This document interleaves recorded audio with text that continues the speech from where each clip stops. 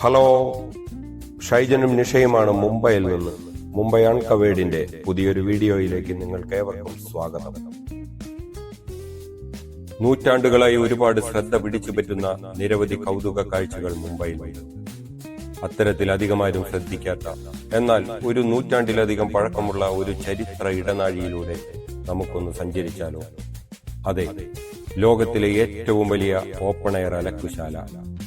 ഞാൻ പറഞ്ഞു വരുന്നത് മുംബൈയിലെ മഹാലക്ഷ്മി ധോബി ഘാട്ടിനെ കുറിച്ചാണ്. 135 വർഷം പഴക്കമുള്ള ലോകത്തിലെ ഏറ്റവും വലിയ ഓപ്പൺ എയർ അലക്കുശാല മഹാലക്ഷ്മി ധോബി ഘാട്ട്.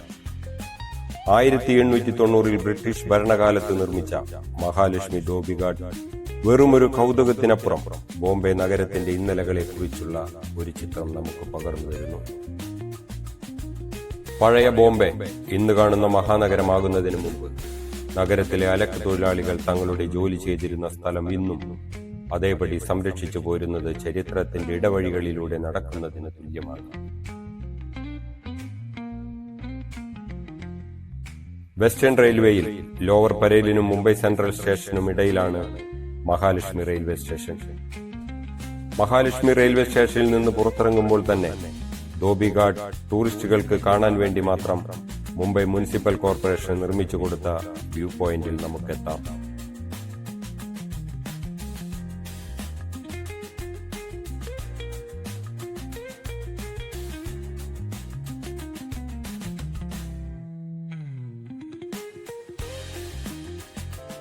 ഇവിടെ നിന്നാൽ തന്നെ പല നിലകളിൽ അലക്ക് ജോലി ചെയ്യുന്ന ധോബികളെ നമുക്ക് കാണാൻ സാധിക്കും.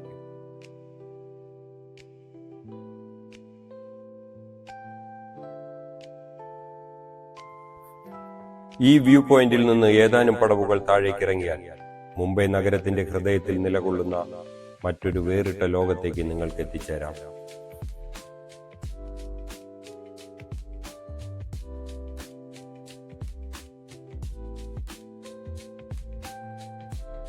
യന്ത്രങ്ങളുടെ സഹായത്തോടെയും അല്ലാതെയും കെമിക്കൽ വെള്ളത്തിൽ മുട്ടൂത്തിയിരുന്നും നിന്നും അലക്ക് ജോലികൾ ചെയ്യുന്ന നിരവധി തൊഴിലാളികളെ നിങ്ങൾക്കവിടെ കാണാം.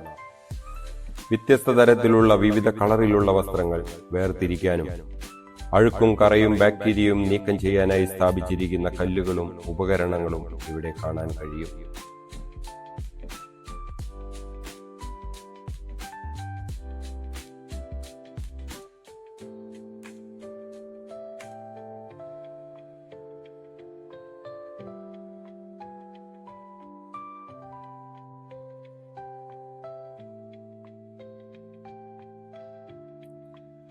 $496 അലക്ക് തൊഴിലാളികൾ ഒരുമിച്ച് വസ്ത്രങ്ങൾ കഴുകിയതിന്റെ പേരിൽ ഈ Dhobi Ghat Guinness book of world റെക്കോർഡിലും ഒറ്റ സ്ഥലത്ത് വസ്ത്രങ്ങൾ കഴുകുന്ന ഏറ്റവും കൂടുതൽ ആളുകളുടെ ഒത്തുചേരൽ എന്ന റെക്കോർഡും മഹാലക്ഷ്മി ധോബി ഘാട്ടിന്റെ പേരിലുണ്ട്.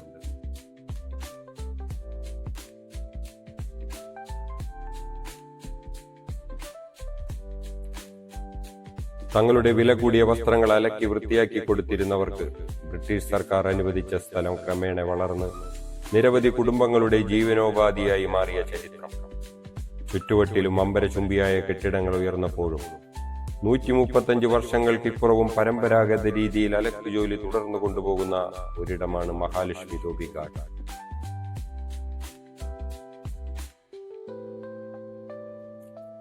ഏഴായിരത്തിലധികം തൊഴിലാളികൾ രാവിലെ 4 മണി തുടങ്ങി രാത്രി വളരെ വൈകി വരെ ദിവസവും ലക്ഷത്തോളം വസ്ത്രങ്ങൾ ബ്ലീച്ച് ചെയ്യുകയും കഴുകുകയും ഇസ്തിരിയിടുകയും ചെയ്യുന്നുണ്ടത്രേ.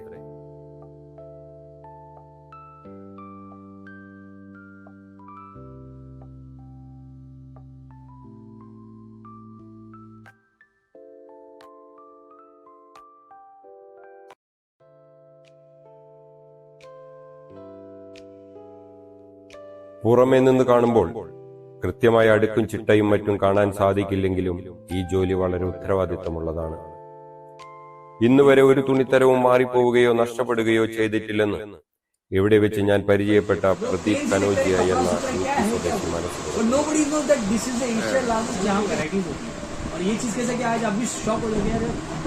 സ്വദേശി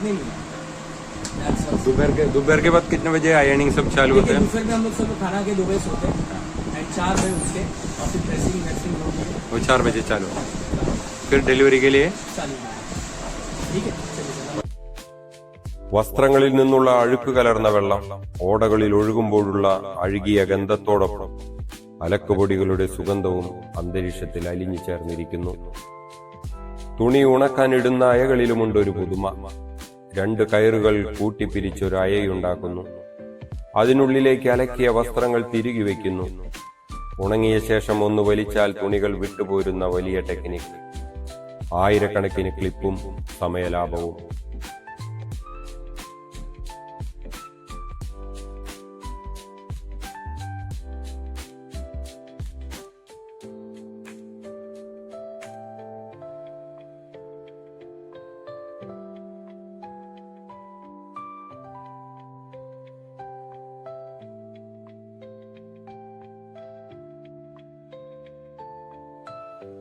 ഫൈവ് സ്റ്റാർ ഹോട്ടലുകളിലെ വെള്ള ബെഡ്ഷീറ്റ് മുതൽ വിവിധ വർണ്ണങ്ങളിലുള്ള യൂണിഫോമുകൾ വരെ ഈ അയകളിൽ തൂങ്ങിക്കിടക്കുന്നു.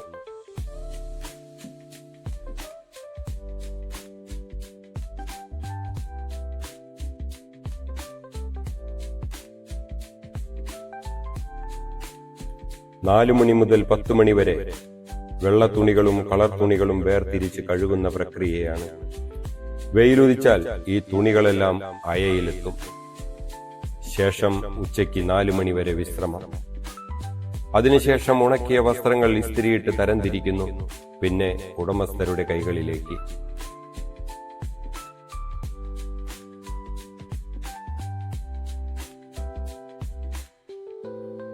ഒരു പരിചയസമ്പന്നനായ ധോബിക്ക് മാത്രമേ കൃത്യമായ അളവിൽ കെമിക്കൽ ഉപയോഗിച്ച് വസ്ത്രങ്ങൾ കഴുകാൻ സാധിക്കുകയുള്ളൂ. കെമിക്കൽ കുറഞ്ഞാൽ കറയും മറ്റും പോകില്ല, കൂടിയാൽ വസ്ത്രങ്ങൾ പൊടിഞ്ഞു പോകും എന്നുള്ള അവസ്ഥ. മുംബൈ എന്ന മഹാനഗരത്തിന്റെ നട്ടെല്ലാണ് ധോബികളെന്നും അവരുടെ ഉന്നമനത്തിന് സർക്കാരുകൾ ഒന്നും ചെയ്യുന്നില്ല എന്നുള്ളത് കുറച്ച് വിഷമത്തോടെയാണെങ്കിലും പ്രദീപ് കനോജിയ പറയാതെ പറയുന്നു.